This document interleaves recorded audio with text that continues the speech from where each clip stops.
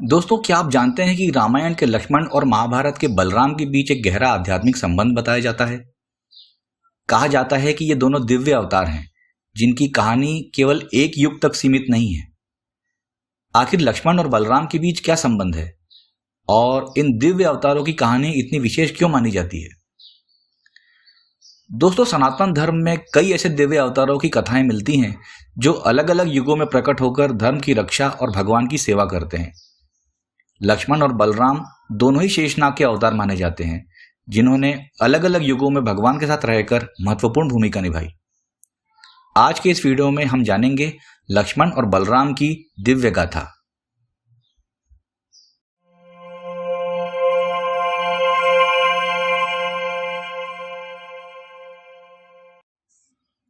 दोस्तों, लक्ष्मण जी भगवान राम के छोटे भाई थे। वनवास में उनके साहस और निष्ठा ने हर कठिनाई को आसान बना दिया। लेकिन क्या आप जानते हैं कि उनके भीतर छुपा था शेषनाग का दिव्य स्वरूप? 14 वर्षों तक भगवान राम और माता सीता के साथ हर कठिन परिस्थिति का सामना करना, उनका अनुशासन, संयम और त्याग, ये सभी गुण उन्हें केवल वीर योद्धा नहीं बल्कि जीवन और धर्म के आदर्श बनाते हैं।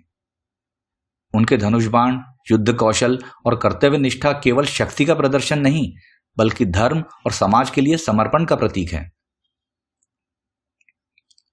बलराम जी श्री कृष्ण के बड़े भाई थे।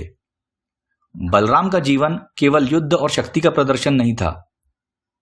उनकी अद्भुत शक्ति, दयालु स्वभाव, कृषि और प्रकृति के प्रति गहरा प्रेम और श्री कृष्ण के साथ उनका हर सहयोग, ये सभी गुण उन्हें केवल योद्धा नहीं बल्कि धर्म और न्याय के शिक्षक बनाते हैं।